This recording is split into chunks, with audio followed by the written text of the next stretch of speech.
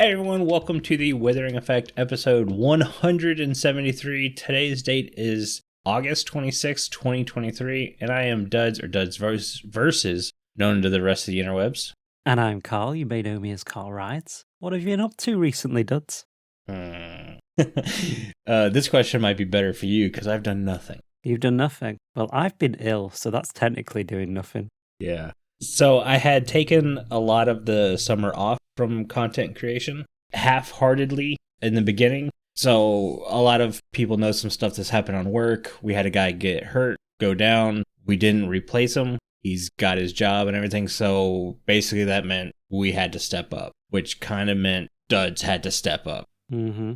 Yep. This summer has been like the worst summer of my life. It's been absolutely horrid. And what was meant to be like a slowdown in pace in content creation and just kind of chill vibes, doing a lot of live streaming, has basically become nothing. Mm-hmm. Along with the physical part, there were some mental, personal issues that have come up, especially recently. Like, I'm fighting through a lot of stuff right now. So I haven't played Minecraft in a while. I say that. I just did. I logged in today and played some Minecraft, but there was a good 3 weeks where I didn't want to see the game. I didn't want to touch the game. I didn't turn my computer on half the time, which is rare. Usually I'm on my computer every day, at least for like an hour or so. Yeah.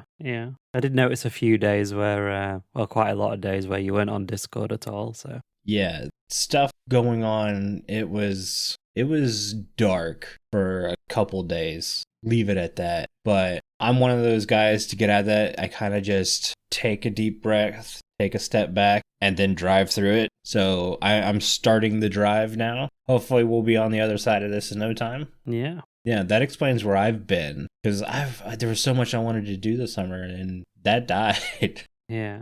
Right about, I don't know, July 4th, that week. Mm-hmm. That's when everything just fell apart, and I didn't look back. We've all been there, and we're all here for you, Duds. Yeah. But we did do something recently Minecraft related, didn't we? It depends on your definition. Recently, I'm trying to remember. We made some food. Oh, yeah, so we're going into that already. We might as well set it up for later. Right. We had an absolutely lovely guest on the show. Mm-hmm. Step back a bit. We were contacted by Insight Editions, who is a publisher. Mm-hmm. You guys may or may not know that they have published recently the official Minecraft Cookbook. Mm-hmm. And their marketing team reached out to us and offered to send us some complimentary cookbooks for us to check out and interview the author on the show. You made some burgers, I made the Minecraft cake, and we also have a few copies to give away to you guys as well, and we'll discuss that later on in the show of how to enter and all that jazz. And we've also got the interview coming up later as well, so stick around because there's good stuff on the way in today's show. They were absolutely amazing. We had such a great time. Mm-hmm. I think Inside Editions contact you has been really good too. Yeah. Which is very nice. Amanda's been great. Yeah, she reached out and said, we'd like to send you these books, no strings or anything. And then we were like, cool, can we interview Tara, the author? All good about it. You know, do you want some copies to give away? Things like that. So they've been great. And yeah, I've really enjoyed making the food as well. You'll hear in the interview, but Carl and I are not, I don't want to put this, good in the kitchen. I can follow a recipe, but that's about it. An easy an 8-step recipe, and that's about it. But that's just it. A lot of these recipes are really fun and stuff to try, and the book is very high quality. So like if you guys want the book and you don't win the giveaway, it's still worth purchasing. Like there's a lot of fun stuff in here. I forgot to tell you, I made one of those sodas. Oh, did you? I keep wanting to call it the black cherry one because that's what it looks like. I think I know which one you mean, yeah. I mean, it was like 3 or 4 days after the interview that I made it. Awesome. I made a couple of drinks as well, which you'll hear about later. I'll leave the Amazon link in the show notes as well, along with the links to the competition and Tara's links as well. So you guys can check all that out. But it's It's worth looking at if you guys are interested in making some of the food that we have in the game. There's some really great recipes in there, and I've got so many that I still want to do, like the firework cookies and stuff. Yeah, and some that aren't in the game, like the mushroom burgers I made. Yeah. All Minecraft themed and everything, and yeah, we'll get to that later on, so stick around. Mm-hmm. So that's basically my month. Being ill, working, making food, recording the interview, and sorting out the giveaway. And as you can hear in my voice, I'm not completely over it. Mm-hmm. Yeah, you're still in my thunder, Carl. I'm the one that's supposed to cough. Yeah. All you have to do is say the word. Yeah, that's what I can't edit out now. You'll be all right. Anyways, should we get to the news? Let's do it.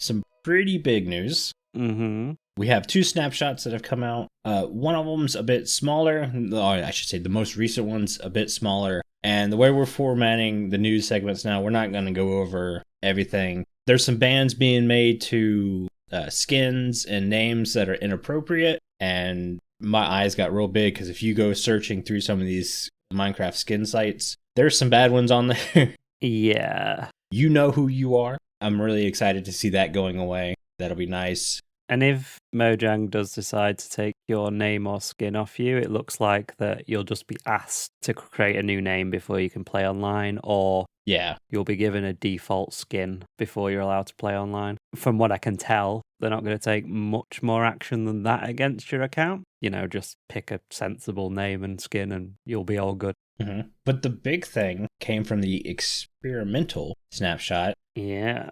It's reworking the trading system with villagers. Both of us are on the good but bad fence. Yeah, I have mixed feelings. On the one hand, I get it. Yes. Villagers are OP. Yes. I wanted to also make that, like, we both understand why villagers are being reworked, even if we don't fully agree with how they're being reworked. Mm-hmm. Because we're both like, the whole curing a villager definitely need to be fixed. Mm. And even then, after, I think it was Ripple Effect Season 3, I've never cured villagers after that. It's so easy to get emeralds naturally in the game. Yeah, some of those raid farms are just like absolutely insane at the amount of emeralds you get. Not even raid farms, because again, since Season 3, I haven't built a raid farm. I have an iron farm that I trade my iron with a couple of villagers, and then I'll have like a wheat, carrot, potato farm, and I'll trade those veggies with villagers, and that gets me more than enough emeralds to do anything I want. Mm-hmm. Like, as long as that is still in the game, I don't have much problem with the you can't cure villagers over and over and over again to make them super cheap. Yeah. It's this next part that I'm kind of... Okay.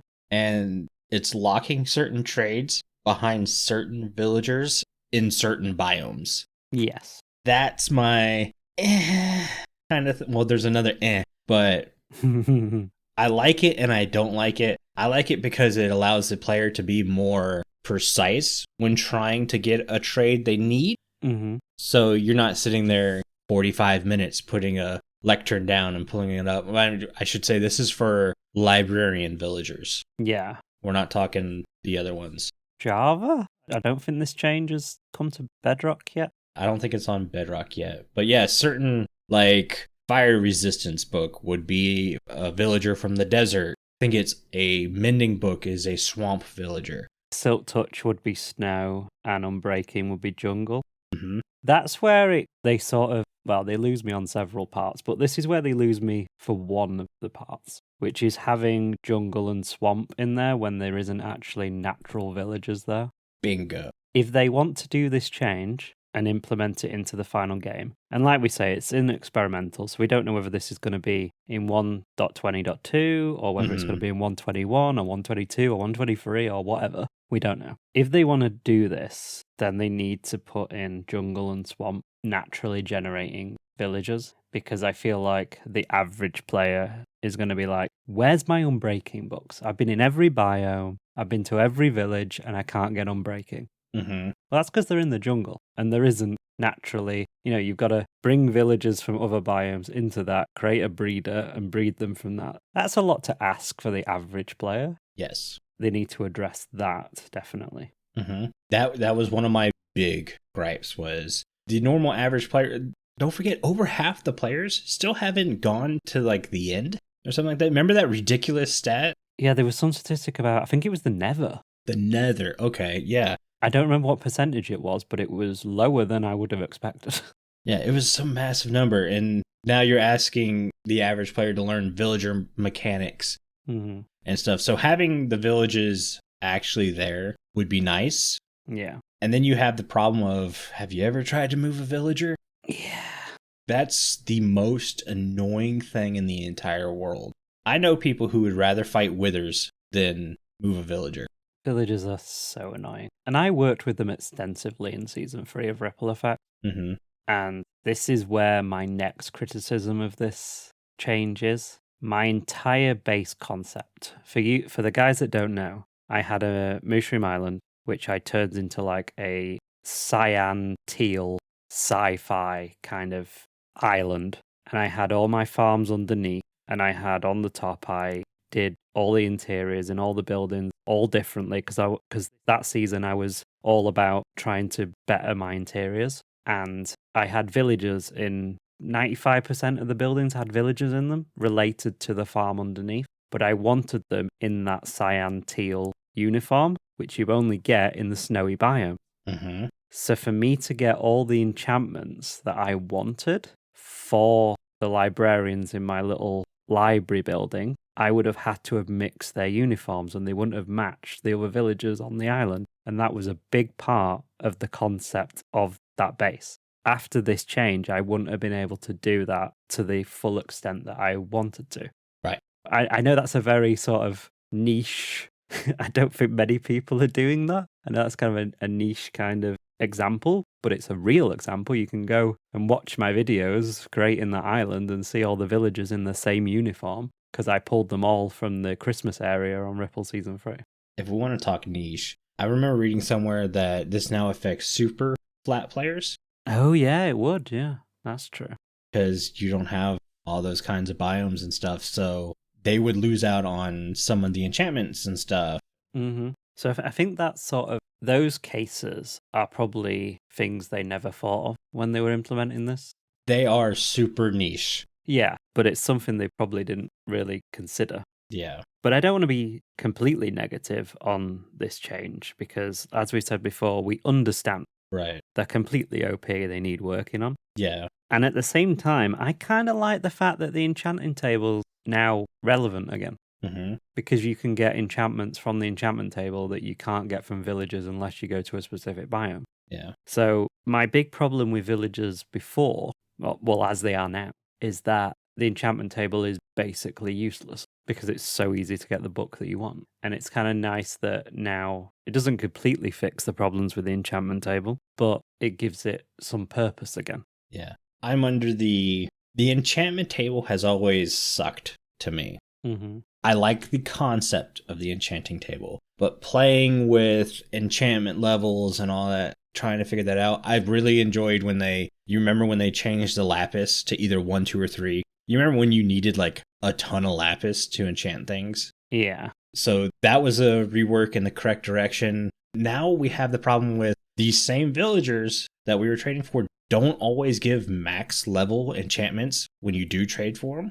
Mm-hmm. So it makes the anvil even more important, but we still have that hard lock of too expensive on there. Yeah. Now, most of everything I've seen so far is you can still do max level enchantments on all your equipment and still be under that too expensive thing. But these are also coming from players who know by heart how you have to stack books. Yeah.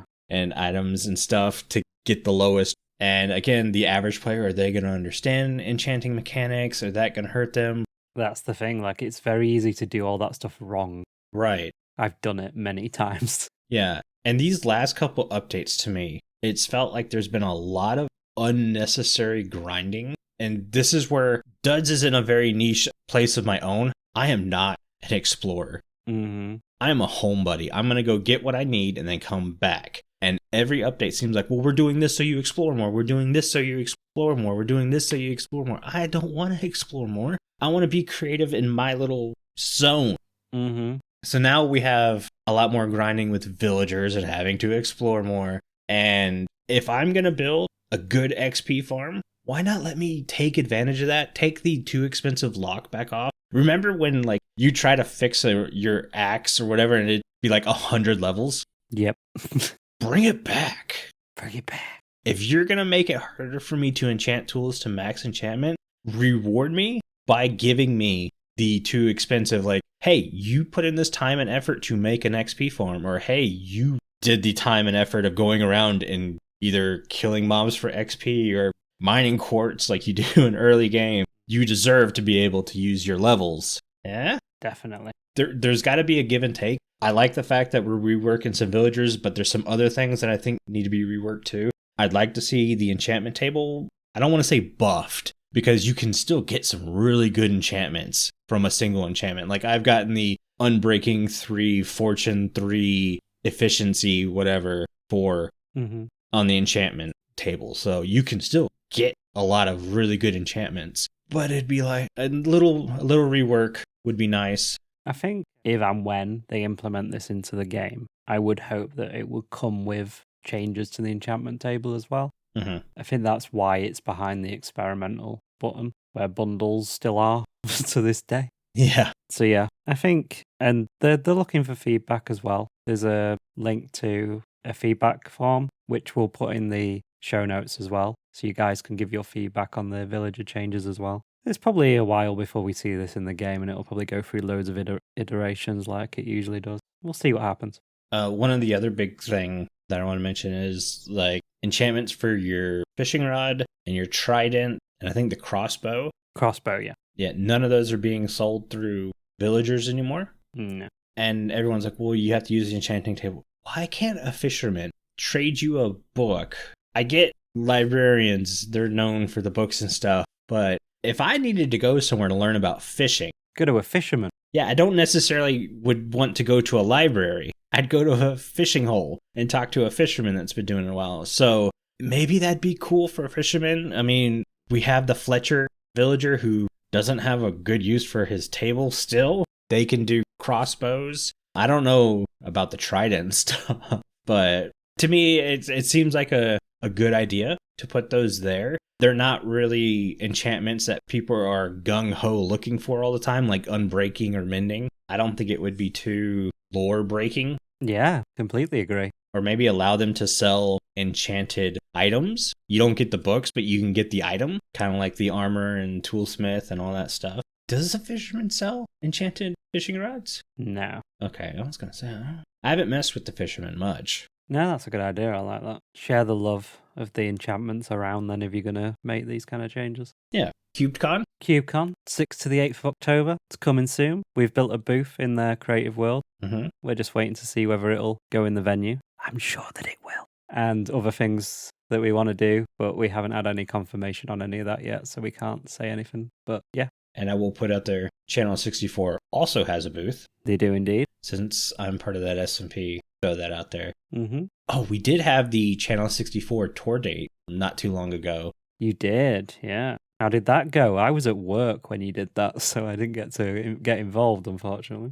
Yeah, we all played a bunch of mini games on the server and stuff. Did a couple tours. It was strange being on there. I think I was off the server for about a month when that happened. So going back through my old skin on, logged in and stuff. So it's refreshing because that is my favorite base I've ever made. It's always nice to go back and be happy. Yeah, definitely. I wish I had done more to the exterior, but you know me, I'm an inside guy.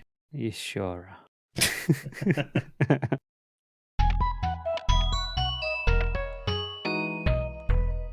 Polls. We asked you guys on Spotify, which of these missed opportunities would you like to see added to Minecraft? And we had a tie, which is crazy because there were 66 votes, but the plant/storage to the pots and items on hanging signs both tied. Matter of fact, basically everything was relatively close to each other. I think a lot of people liked all of the missed opportunities. Not so much the per player loot on the server, where each person would be able to open a chest. Which I still stand behind. Well, see, that came in second on the YouTube poll. It did. And the YouTube only lets me do 5 things, which I forgot about, so it's sort of off Yeah. to the Spotify one because there's more on there. But yeah, they nearly 30% on YouTube for that one, but only 4% on, that's a 6% on the Spotify poll for per player loot on servers. And dying pots won on that one, and storage in pots at 43%. Yeah, I think it's sort of very similar across both platforms, that they kind of like the ability to dye pots and put storage in them, and then the items on hanging signs, which is just an obvious idea if you ask me. That they should definitely implement in 121. I don't understand the no dyeing pots thing. That still blows my mind. Yeah, just click on it with a dye. Right? Or let me put blue dye on my brush and then let my brush paint pots. Paint it. Yeah, simple. Bam! There you go. Free ideas, Mojang. Unless you want to send us a check, which we're not going to turn down. I don't think that'll go over too well. Carl knows me. Anytime there's money involved, I get scared. Yeah, he turned down £1 million the other day. It was terrible. One, I wouldn't even know what to do with £1 million. Like, how do you carry that? That's extremely heavy. Too much, Carl. Now, dollars. Now we're talking. Yeah.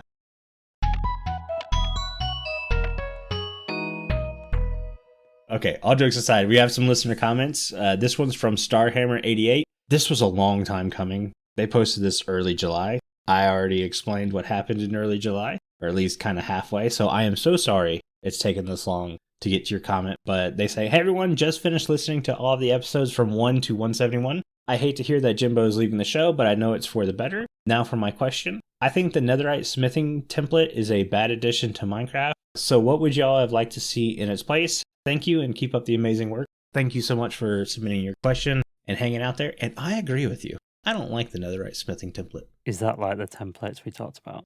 That's the template you have to use now to upgrade diamond to netherite. Yeah, that seems stupid. It follows my, hey, you're going to grind for more unnecessary grind. Yeah. Like, grinding for netherite tools was already grindy. Mm-hmm. So the fact that you now make me grind again for a key to unlock something I've already had unlocked previous generations. Don't see what was up with the previous way of doing it, to be honest. I think, they're just adding more complexity for complexity's sake. Yeah, I know there was a lot of people saying netherite was too easy to get or too OP. It all comes down to the fact that the Smurf thing. Mm-hmm. This started back in like 1.8, where everyone was Smurfs. Everyone was blue. Everything was blue because everyone had all the diamond gear. Needed a way to kind of change it up a little bit. So netherite comes in and there's some stuff that makes it a little bit better, a little different and stuff. And well, that became the new OP armor. So now everyone just turned to purple. For me, like, I've never really done netherite anyway, because I just don't see the value in it for the work. So I definitely ain't going to do it now. You have to get something else to be able to upgrade your diamond to netherite anyway. Yeah, I don't fully understand. The whole costing more diamonds to duplicate thing, again, kind of rubbed me a little wrong. Because if you're playing on a server, stuff like that becomes, sometimes it's harder, sometimes it's easier. It really depends on the server. But they went ahead and upped the amount of diamond generation, the diamond ore generation in the world. Yeah. I'm now okay with you have to spend diamonds to duplicate templates. Mm-hmm. The one thing I was scared about was being able to come up with that many diamonds. Looking at the generation, I think that's good. It's right on par. I'm fine with that. It's down at deep slate level, isn't it? Yeah, all the way down to the bottom. The closest you get to bedrock, the higher the rate. Yeah. Which is all good. But you can't instant mine it, so. You can't instant mine it, but if you have the top tier enchantments on your pickaxe, it's not horrible. Mm-hmm. Yeah. That being said, now that might be a problem in the update. FragileRock's in chat and they're saying they made netherite less common. I hope they didn't do that. I didn't personally see that when I was looking over.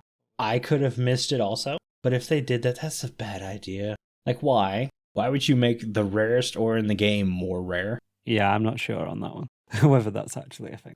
And to me, making the netherite template a thing, you made the rarest ore more rare just because of that. Yeah, I guess that might be what FragileRock's referring to. you've kind of made it more rare because you've added this extra step to finding something to go with it to upgrade it. Yeah. Well, I think you can just straight up craft netherite armor and tools and stuff like you would normally craft iron and diamond and stuff. Yeah. Nobody wants to go through that. No. The template's just an extra step to be an extra step. I did not like it. What would I put in its place, though? I would have left it exactly the same. You can add the templates and not add this netherite template, and everything would still work just fine. You're gatekeeping players to have to go somewhere. And this is, again, where Dud's gameplay just doesn't work for this. I'm very much aware that I'm probably in the minority, but raiding bastions and going through fortresses and stuff, that's not my cup of tea.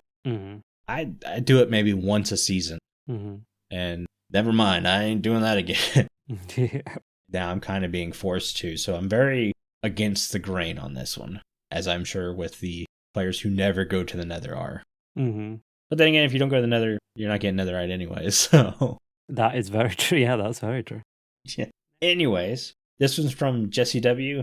And we all know Jesse W's got to make an entrance. They kick the door down and repair it carefully and ask, any thoughts on an extended biome update? For instance, the depth ocean all the way down to bedrock with new threats and treasures, the new oak forest, big forest of old oaks with random open patches for flowers to grow.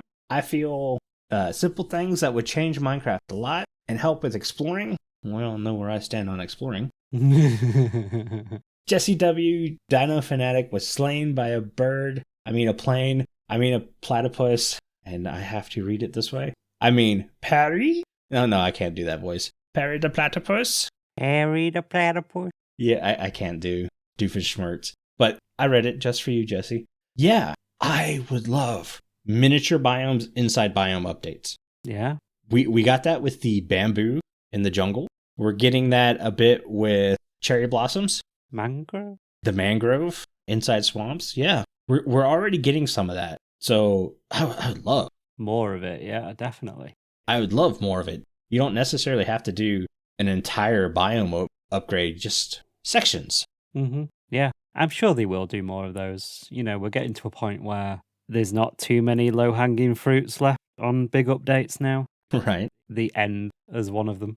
The mystery dimension from the ancient city. Yeah, that one. Those are probably the two biggest ones. And then after they've done those, maybe they'll go to starting to do some of these biome within biomes, add in little areas like we've discussed. And yeah, I think that's probably where they'll have to go. Because if they want to release a new update at least every year, they're going to have to come up with things. So that's definitely, I'm sure, on their radar and hopefully on the roadmap for future updates.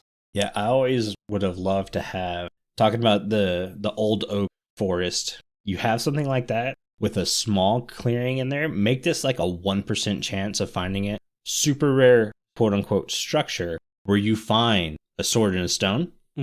It's a fully enchanted, like netherite sword that you can just find. You don't have to do any enchanting or anything. Finding tools and treasures like that would be very cool to me. Definitely. All right, guys. Thank you so much for those comments. Before we move on to Creator Clash, here's Jimbo to remind you how you can get a discount on your own Minecraft server from Bisect Hosting. You can get a discount on your own Minecraft server through our partnership with Bisect Hosting, offering our community 25% off any game server for their first month. This is for new clients only. Visit bisecthosting.com/TWE and use the code TWE at checkout to receive the discount. All right, guys. This time for your Creator Clash, your choices were Classic 3D Texture Pack. Me and Carl went over how to say this before the show. Alacrity, yeah. Alacrity Texture Pack, and Better Default Texture Pack. And of course, the one I struggle to say, the Alacrity Texture Pack. I'm super excited to test this one out. It really does change the way the world looks. Yeah, it looks super cool. I hope I don't have what happened. Well, I shouldn't because it's a texture pack. The last Creator Clash, we were supposed to do named shulker boxes, and I tried for weeks to get that to work, and I never could. So that's why we never did a video or anything about it, a live stream. Yeah. I can't recommend something I couldn't get to work. I don't know if it was my computer. That would be the only thing I would change about that whole situation, would to reach out to someone else and have them try it for me to see if it was just a me thing. But I tried different versions and... You've had launcher issues and stuff and things, so... Yeah. Like, I rolled back to 119. Mm-hmm. Not 119.1 or 1.2, just 119. And I still couldn't get it to work, even though that version said, like, if it, yeah, it's just... Yeah. Cool idea. And if you guys can get it to work, all power to you, because it looks like a great thing. I didn't personally get to try it. Yeah. I have a lot of admin to do over the last couple of months. As Carl was telling me before the show, September 1st will be a busy day for us.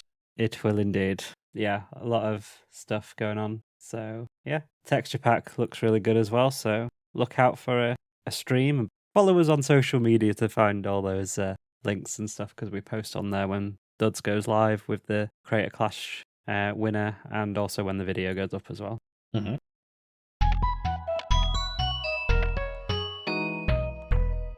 Before we hop in the interview with the lovely Tara Thier-Harris, would you like to go over how to win a cookbook? Yes. So we have 2 Minecraft cookbooks to give away to our public listeners and 1 to our Patreon members. Entrants must be 18 or over on the date of their entry, and this is open to US and Canada residents only with a US and Canada shipping address. Entrance will begin on September 1st, 2023 at 10 p.m. BST and end on September 22nd, 2023 at 10 p.m. BST. Entrants made out of these dates and times will not be considered as a valid entry. Prizes are provided to us by the book's publisher, Insight Editions, and for details of how to enter and full terms and conditions, visit thewitheringeffect.com/win, and that link will also be in the show notes as well.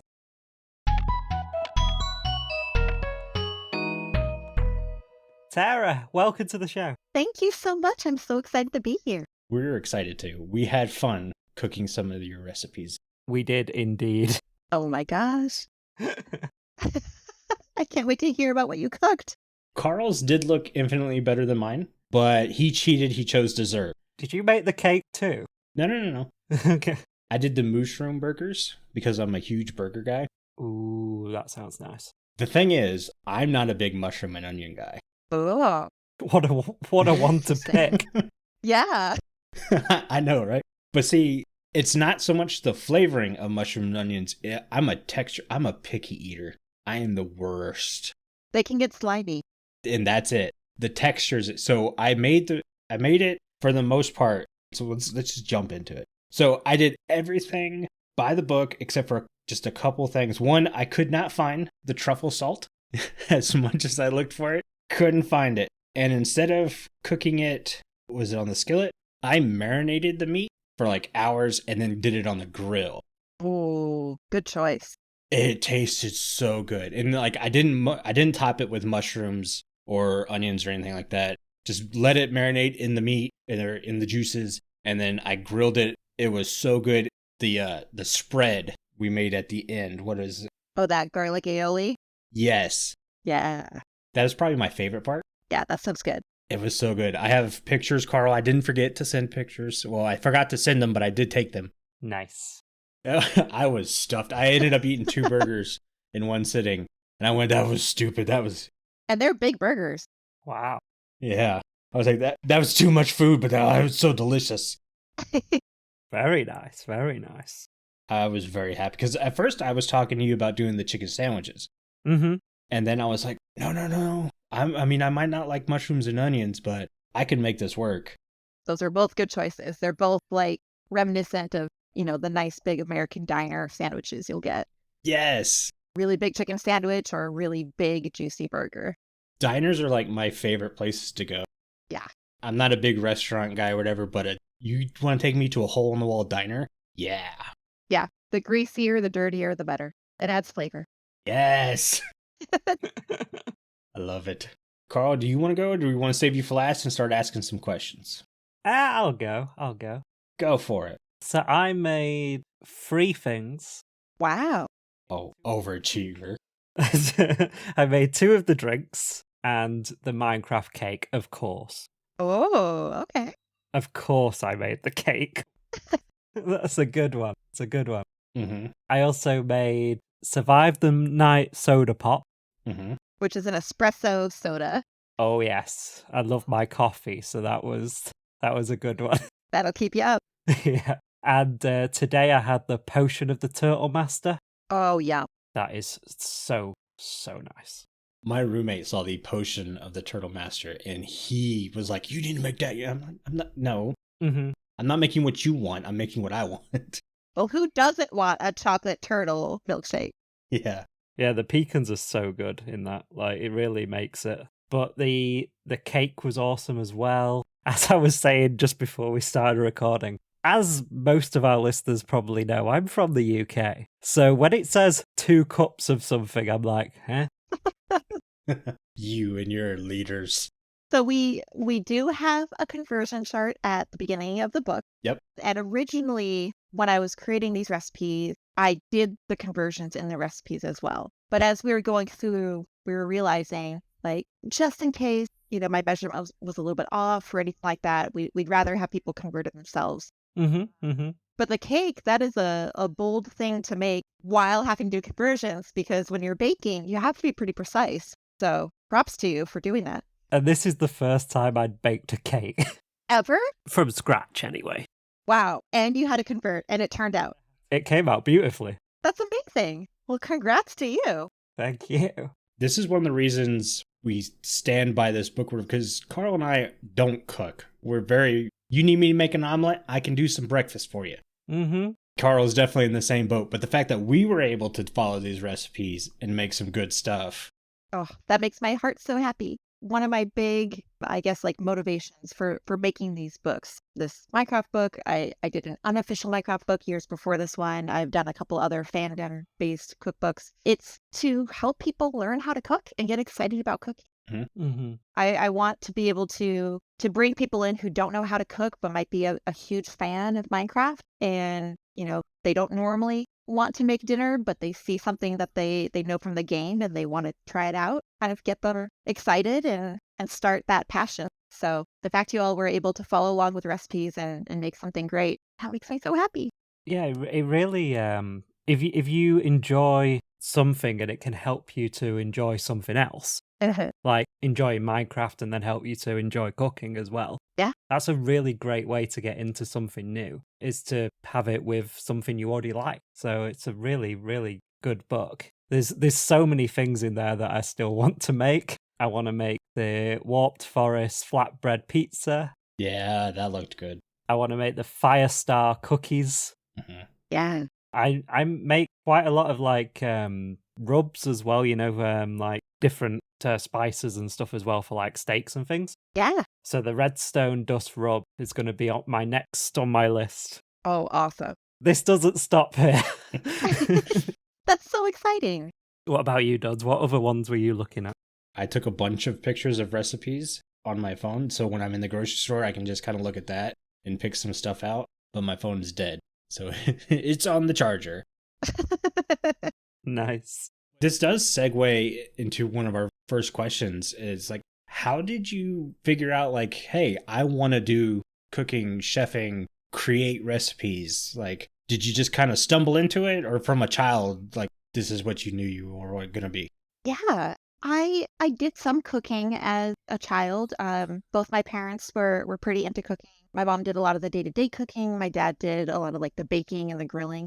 Mm-hmm. So I got to see it as I was growing up, but I really got into it coming out of college. I started a blog called The Geeky Hostess, which is still up. I just don't update it as often. And I started that blog because I wanted to teach myself how to cook more. I wanted to become a better entertainer and host for parties. And I thought if I put it online, it would hold myself accountable. And I wanted to kind of do it with a geeky spin. I wanted to see if I could make things from my favorite games and TV shows and movies and books. Mm-hmm. And kind of found this little niche. There's, a few of us that had blogs like that. And I was doing that for years. And a few years ago, I was reached out to by a publisher who was interested in doing the unofficial Minecraft cookbook.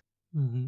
And at that point, I was working for Xbox, so I was around Minecraft a lot, was getting kind of bigger in the gaming community, and I really loved the idea of what they wanted to do with the book. They wanted to target kids. I want to say it's mostly like 8 to 10-year-old kids, and kind of do some more basic recipes, things that they could do either by themselves or with a little bit of help from a grown-up in the kitchen, but have it be all based on Minecraft. So that one hits a lot of the basic foods. Like any food item in Minecraft, you're going to find it in there. You're going to find a baked potato recipe and a pork chop recipe and some basics there. And from there, I reached out to some other publishers about other books I was interested in creating. I did a Broadway musical themed cookbook.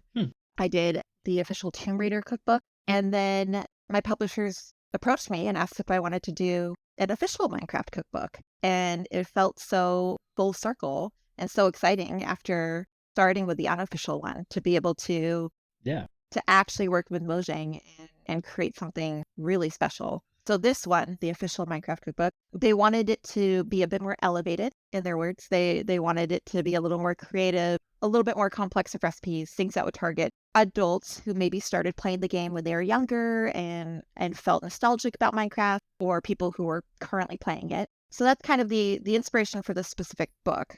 Mm-hmm. And because I've been creating geeky recipes for so long now, I kind of, whenever I watch or interact with anything or sit down and play some Minecraft, everything I see, my brain translates it into food. So I'm like, could this block be something edible? What could this look like? Could this word be a pun for something that exists in the edible realm? See, that's like a perfect mirror for us, because me and Carl will be walking around and be like, can I build that building in Minecraft? Yeah. Exactly. So when I play Minecraft, I go, can I eat that? Well, no, I mean, I do that too. Yeah, so that's really how it got started. But I mean, I am self-trained. I'm a home cook.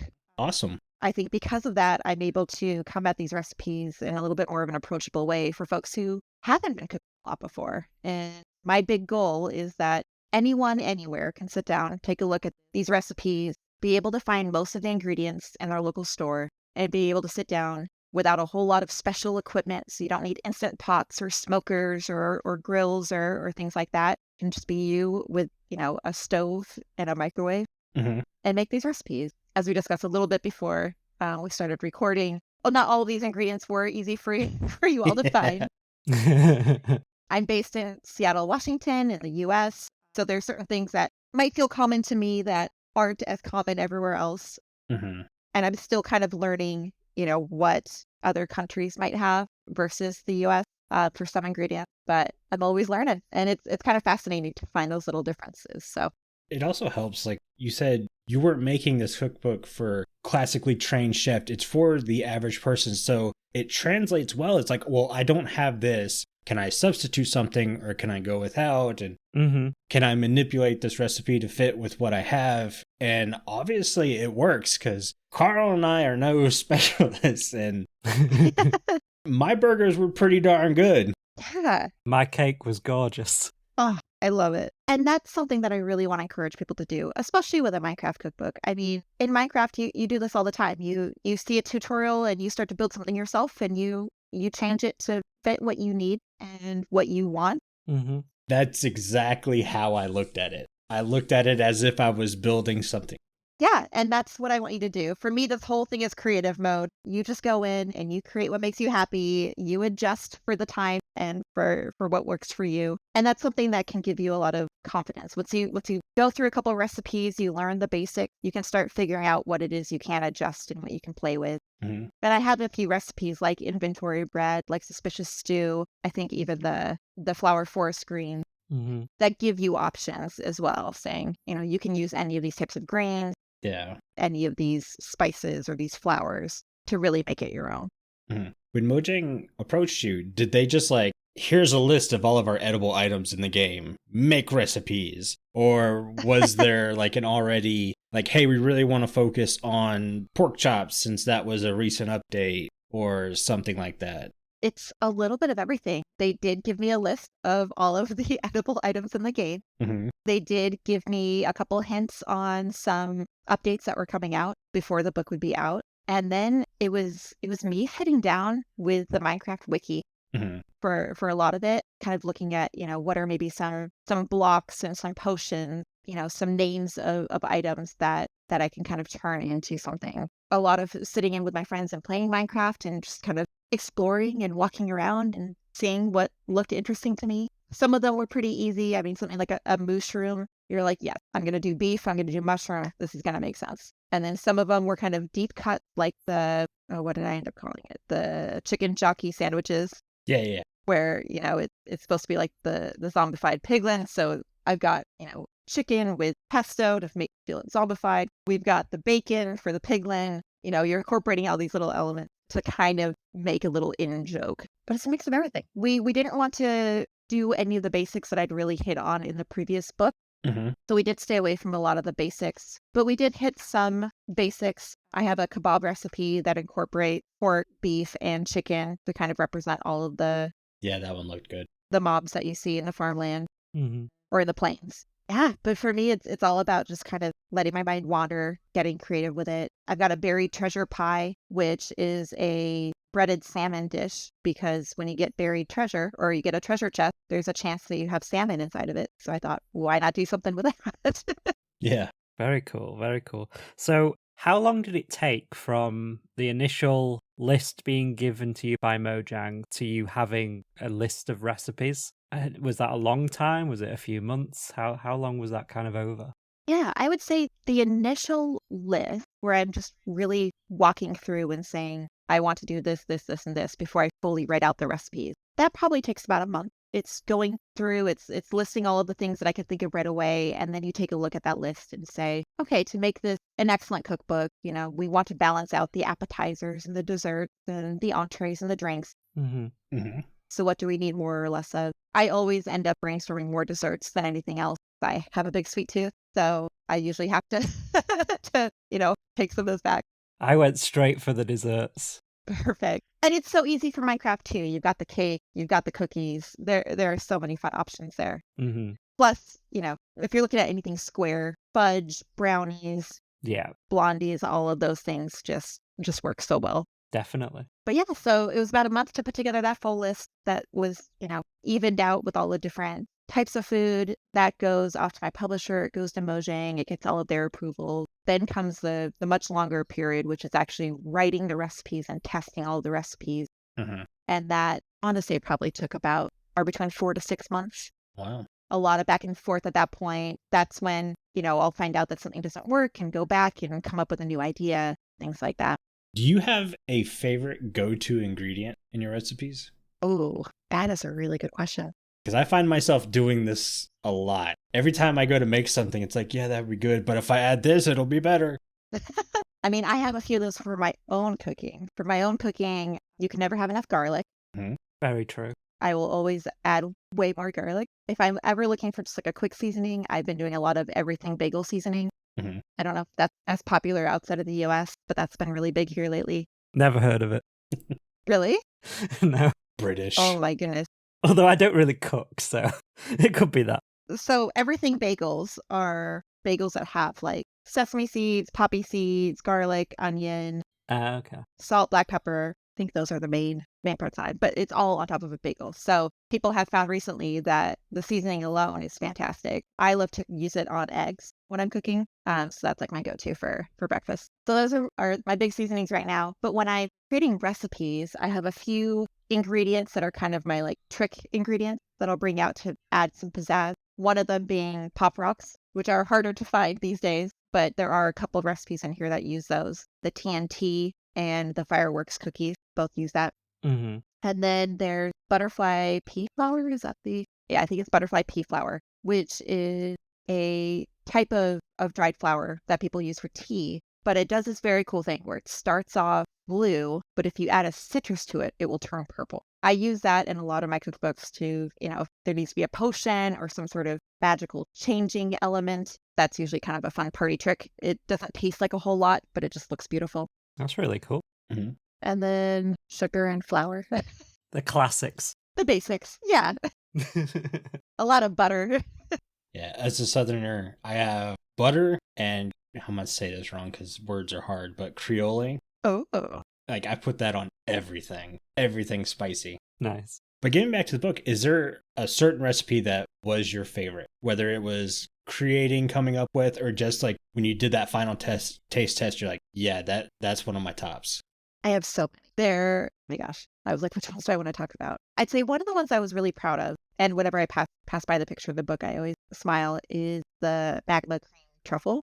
Mm-hmm. Because I saw, a magma cream, and I'm like, this can be something. Mm-hmm. And I had the idea of let's do this white chocolate mango truffle. We'll add a little bit of tahini to it. We try to avoid brand names in the book, so we call it a store-bought blend of chili peppers, lime, and salt. Mm-hmm. But tahini is what we're referencing. Yeah, I made that into this truffle where you kind of you add food coloring as you're dipping it, and if you do it correctly, it looks like a magma cream. It has a little bit of heat from that tahini, and it tastes delicious. It looks beautiful. That was one I was really excited about. But I'd say one of the recipes that I have gone back and made so many times from this book is actually one of the ones that is shown on the cover flap, and that is suspicious stew. Mm-hmm. And I've seen a lot of people make this recipe as well, which really surprised me because it's a lentil stew. It's a vegan lentil stew. There's nothing super exciting about it, but it's a really, really good, hearty, healthy dish.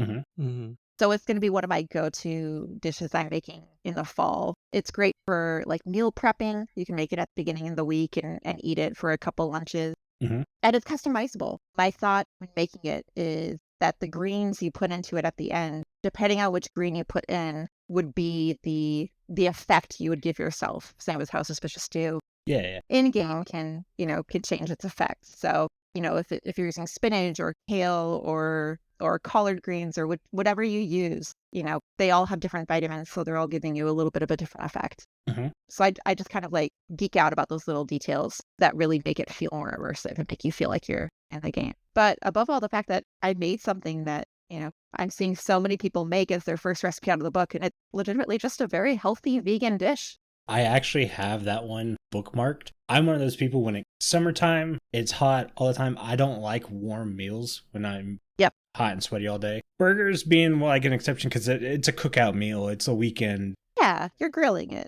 But I have that tabbed for when it starts getting cooler in October and stuff. It's I'm making that. Mm-hmm. Yeah, definitely. Yeah, that's a perfect fall dish. Mm-hmm. Another recipe I was really proud of is the inventory bread. And I've seen a few folks make this as well. For those who haven't seen it, it's like a monkey bread. If people have had monkey bread before, it's a giant thing of bread, but it has a bunch of smaller pieces that you can pull off. But this one it's all little mini cubes. And you bake it together into a big square. Each cube has a different seasoning on top of it to represent different types of blocks that you would have in game. And it's another one where I had the idea in my head. I hadn't seen anything like it before. There are plenty of sweet monkey bread recipes. I had never seen a savory one. And I was like, let's just try it. Let's see if this works. And it did. It looks beautiful. It's definitely one of those things that you make for, a party because it looks very cool. There's a little bit of something different for everyone. It's very easy to just pull apart the blocks to eat it. I get so excited when, the wild ideas end up working out and I'm able to actually translate that to a recipe. Yeah. I had this weird idea when I was doing the mushroom burgers. The sauce I was talking about, the spread that I made at the end. I was like, this might taste really good with some sliced cucumbers.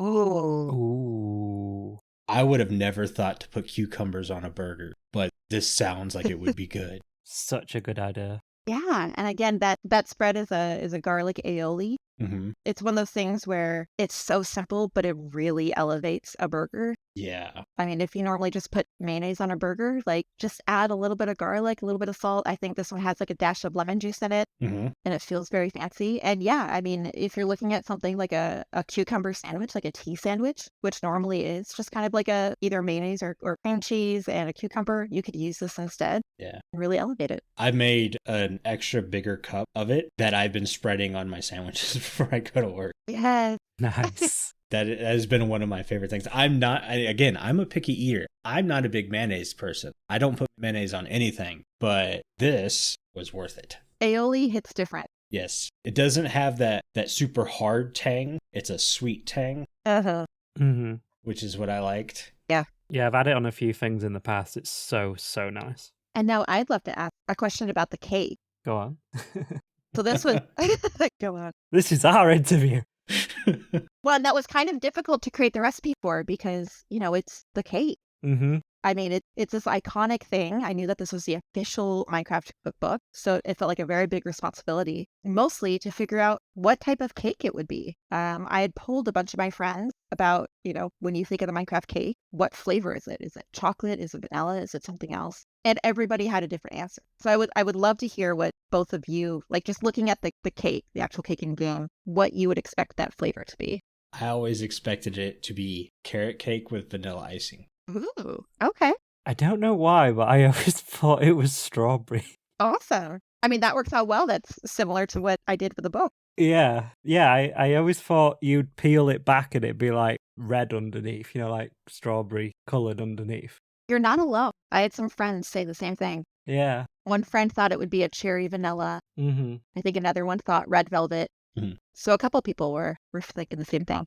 I never thought, the Minecraft cake is just so iconic and such a big... When you think of food in Minecraft, it's one of the first things you go to. Having to come up with a recipe for that Yeah. in the official Minecraft cookbook, that's a lot of responsibility. It really is. And I look at it, I'm proud of it, but still I'm like, did I pick the flavors right? It's just...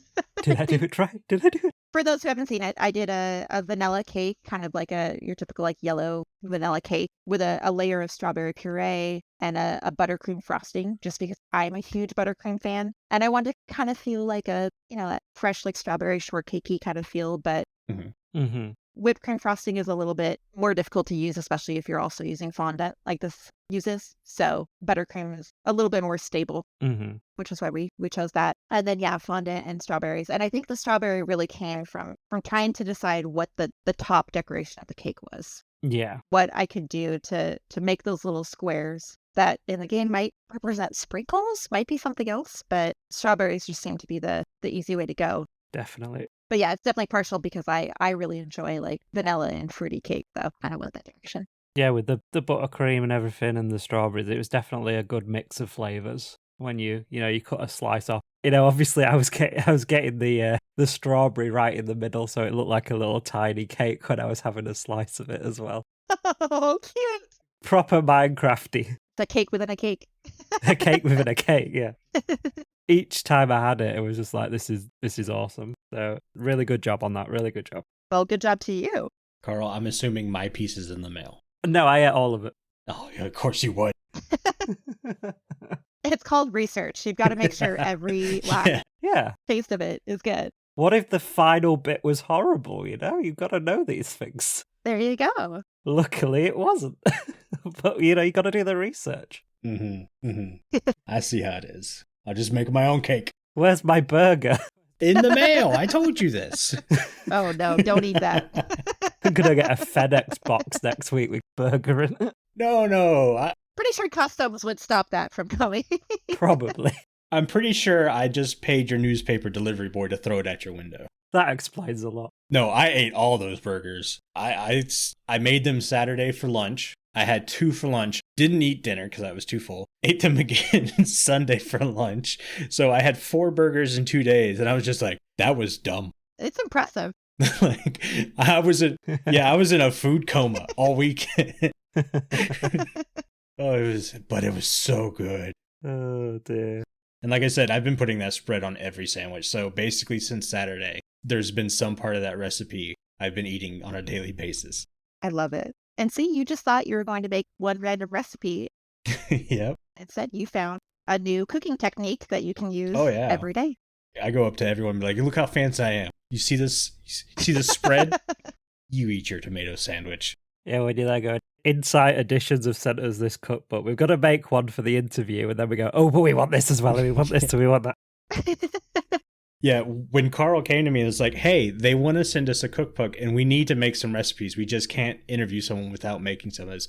I was scared to death because I am not anywhere near cook level anything. Like I said, I can make you breakfast items out the wazoo, but other than that, That's all I got. But it was an easy experience other than trying to find some of the stuff. Like we said, the truffle salt was hard to find, and I had to Google some of the words because I had no clue what they were. Oh. Fondant is called ready-to-roll icing in the UK. Oh, that's great to know. And powdered sugar is called icing sugar. Sometimes confectioner sugar as well. Yeah, that's just an easy Google, though. You just Google what it is and go, what's this in the UK? And it comes up, so it's all good. It's all good. That's how I kind of was in the store. I was like, is there any substitutes for this? And I was able to do my stuff, and it was so good. Yeah, all the recipes seem very malleable. Like, you can change in ingredients and stuff, and it still works really well, so. Absolutely. And I've had to do the same thing. When I was writing the Tomb Raider cookbook, that one, all of the food is based off of every location Lara Croft has ever been in any of her games. So it's really like a cookbook of worldwide recipes. And so a lot of it was me finding these really authentic recipes from different countries and having to figure out, like, do we have that ingredient in the United States? Or what could I substitute that for? Yeah. Yeah. I've done my fair share as well. Nice. Yeah, it was a great experience. For me, the prep time and cook time was very much extended. As someone who's not used to being in the kitchen, the 20-minute prep time turned into about an hour. Okay. Mine was okay, because the cake says 1 to 2 hours, and I did it in 2.5. Okay. Yeah, okay, so you're right on. Yeah. That's not bad. And yeah, I always feel a little iffy when the publishers do want me to include those prep times and cook times because it really is so subjective. Yeah. I can do my best estimate, but I also know that I am making the recipe that I wrote. So it's going to go a little bit quicker for me, depending on how hot or cold it is outside, depends on how long it's going to take for your oven to preheat or how long until your pan will get hot. Mm-hmm. I mean, everything is a little bit different. Yeah. If I were to do it again, I could probably do it in 30 minutes. But for the first time, Awesome. Yeah, I wanted to make sure I didn't mess anything up, and I followed the book as closely as possible because we're talking about the book, not Duds made some burgers. So yeah, exactly. Yeah, I enjoyed it. It was very fun for me. It was new territory, so it was scary. And then that first bite, I'm like, please don't mess it up, and it was delicious. Oh, I'm so happy to hear that. Awesome. We'll post some pictures of what we've made on our Instagram as well for everyone listening. Once this episode goes up, I'll post those on, and you can see what we made. Yes. Anything else, Duds? I think that's it. Do you want to go ahead and plug some socials that you might have where people can find you and such? Yeah. Or new books coming up, maybe. Or new books coming up? Well, I have another book coming out spring of 2024, but it has not been announced yet, but it's real good. So very, very excited. Tease. It's going to be a really good one. So definitely follow me on social to find out more information about that. Most places, I am Tara Theoharis, TaraTheoharis. I want to say on Instagram, I'm still Geeky Tara. Sometimes it's complicated to change your name. Yeah. But if you search for Tara Theoharis, you'll find me there. If anyone does pick up the book, please tag me in your pictures. Shoot me a DM and let me know what you think. I get so excited when I see people making these recipes. I'm also always available on social if you have questions. If you're in the kitchen making something and you need to find a substitution or something's not turning out right, you want someone to help troubleshoot, reach out to me. Cool. Awesome. We'll definitely tag you in our pictures as well so you can see all the stuff that we made when this episode goes up as well. Mm-hmm. Oh, perfect. Awesome. Well, thank you very much for joining us. Thank you so much. Thank you so much for having me. This was so much fun. Absolute pleasure.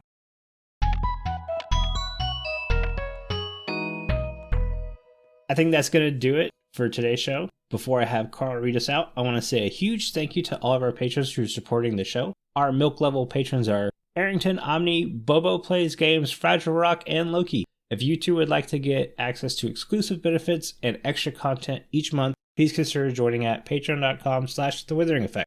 If you like the show, you can share it with all your friends and on social media. If you listen on Spotify, rate and follow us so you never miss a future episode. Or if you listen on Apple Podcasts, leave us a nice review. Doing any of these helps the show reach more listeners. If you'd like to get in contact with us, send an email to podcast@thewitheringeffect.com. Tweet us leave a voice message, or join our Discord, where you can have a chat with everyone who works on the show and fellow listeners. All the links are in the show notes.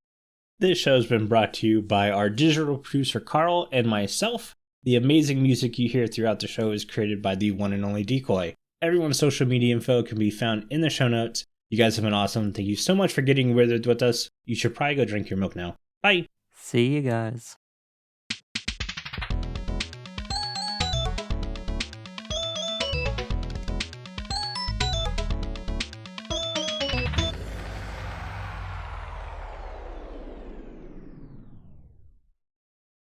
Carl, you're supposed to introduce her, man. I know, I was waiting a few seconds.